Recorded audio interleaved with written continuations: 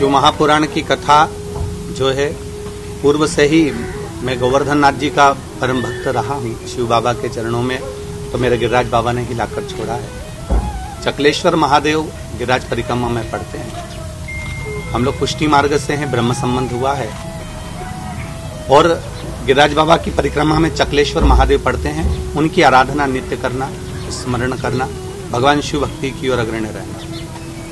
शुरुआती जो समय रहा है वो थोड़ा सा बहुत गरीबी का रहा है।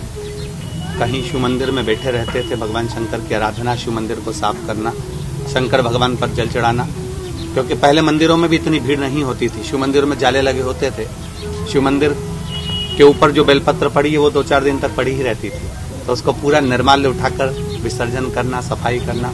तो कहीं ना कहीं मेरे देवाधिदेव महादेव की कृपा, शिव की उदारता है जो उन्होंने चुना।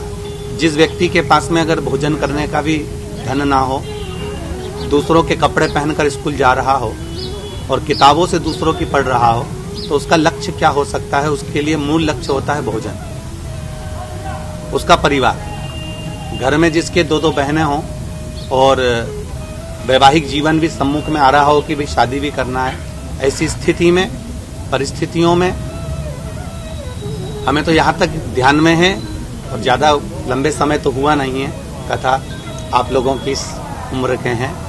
तो हमारी जब बहन की शादी थी तो सीहोर में एक सेठ की शादी हुई थी, तो हम हमारी माँ के साथ में, हमारे पिता के साथ में उन सेठ जी के हाथ जोड़ने के लिए गए थे कि साहब ये जो डेकोरेशन है ये डेकोरेशन रहने दीजिए और हमारी बहन की बारात आए तो इसी डेकोरेशन में शादी हो जाए। तो यहाँ तक जीवन था, तो अब उसके हिसाब से अब ये सोचेंगे कि लक्ष्य तो हमारा केवल मूल था कि भगवान के कृपा से भरपेट भोजन मिल जाए। पर मेरे शिव जी की भक्ति कभी नहीं छोड़ी और शंकर का स्मरण करते रहे, तो भोलेनाथ जी ने पेट तो भरा ही पर जीवन भी संवारा है। इसलिए हम सभी से कहते हैं आपका कर्म पूरा करिए।